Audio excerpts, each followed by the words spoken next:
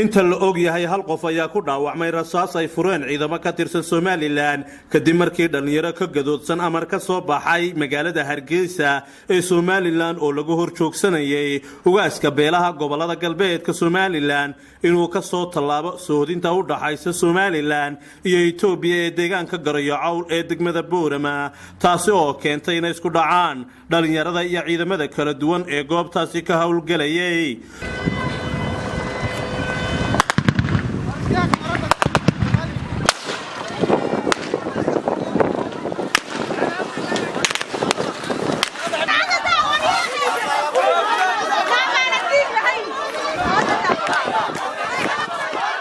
soo dhaweyntan oo ay ka dhex muuqdeen badiba hoggaanka dhaqanka ee gobolka Awdal marka laga reebo xubno kamida salaadiinta farakutiriska ee u sacabatumay arrimaha qabsoomida doorashooyinka iyadoo gobolka Awdal uu hore u qaadacay inay galaan doorashooyin bilaa awood qaybsiya xilli gobolka Awdal muddo badan uu ka tirsanayay Somaliland saami qaybsi la'aan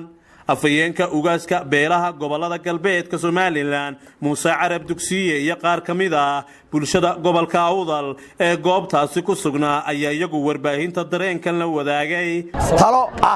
ugu iimaanaya ummadiisa oo soo booqan jiray weligii dadkiisa meel kasta joogaana soo booqan jiray iyo maanta inoo iimaanayay waa ayaan daro markii saaka si nabadgelyo ku nimid dhammaanba salaadiintii gobolka Awdal oo dhan iyo dhalinyartii dumarkii way wada yimaadeen halkan bay yimaadeen farxad baan joognay markii uu ugaaskiisa soo taagay joogka uu isbedilay ciidamo fara badan oo military iyo police iyo cid walba la baan soo duldhigay waxaana amarna lagu siiyay inuu ugaasku Somaliland soo gali kareen taasi waxay cadeynaysaa tii sideetanayadii ka soconaysay Hargeysa oo kala ka socota halkan waxaan u sheegayaa dadka dibadda iyo gudahaba waa tii Hargeysa 80kii ka soconaysay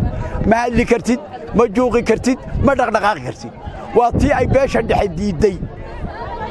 waxa weeyaan inakuna goortan diidi doono mooyaan hal la diidaan leeyahay anigu maanta Muuse Carab Dugsiye waxa lagu eedeynayaa in siyaasiyiin iyo madax kasta gobolka Awdal ay qorshaha ayagu qayb ka hayeen ugaaska lagu hor istaago gobolkii dadkiisa u yimaanayay oo hogaamiyaha arintaasi yaa isleedahay yaa maxaad arinta ka jawaabsan adeer hadalkaasi waa hadal raqiisa waxa weeyaan dawladdu de shaqaalaheega ma matalaan gobolkan ninka u shaqeeya mishaarooyinka qaata ma matalaan waxa matalaan dhaqan ba matala ugaaskuna waa dhaqankii waa kuwa wada tuganeed arkaysiin saaka 7 bay halka yimaadeen nimankana waa 12 iyo wax way toogan yihiin way joogaan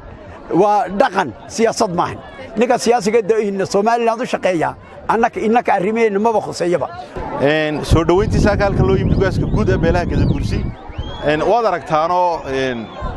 dadku haysashada waxa u yaqaanaan gumeysiga laakiin haysasho siyaasiya jirta tan waa tii siyaasiga ahayd waad aragtaan baroonada iyo in halka waxa jooga taliye araariyuda oo inta soo araariyo wata military iyo police waxa loo keenay dadka shacabka hubaysnaa inay soo dhaweynayaan ugaaskooga tan waxa u muuqataa inay tahay dulinimo badan oo dadkan iyagu hursadeen muddo 30 sano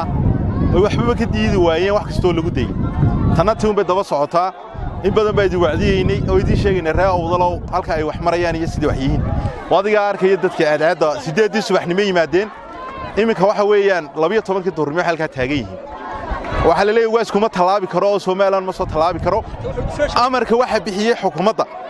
Somaliland uu hoggaanka ka yahay Muuse wuxuu karaameeyaa dad aan cid dooran on caleemasaar iyo aan cidina xilu dhiiban oo magac la baxay maanta si kii la doortay halka taagan waa nasiib darro kale oo gobolka iyo dadka deegaanka ku habsatay waad arkaysaan ma soo gali karaa la yidhi Itoobiya way wada Somaliland baa diiday 1990kii waxay iyagu dalka ku burburiyeen bay maanta anaga dib noogu celiyeen suldaanadayadii iyo aqladayadii ugaaskayagii ayaa karaamada halka lagaga qaaday waxa gadabuursi waxay ni haray ma jirto hasha weysha ku hor gowrac maanta waka ugaaskiina cadeebda iyo salaadiintiini iyo uqaashiini la dhigay maatidiini ma gali kartaan la leeyahay Somaliland waxaad adigu shalay diiday ayaan anaguna maanta ka baxayna gobolkayga doorasho ka dhacaysa iyo dawladnimo aad noogu soo tala galaysa ma jirto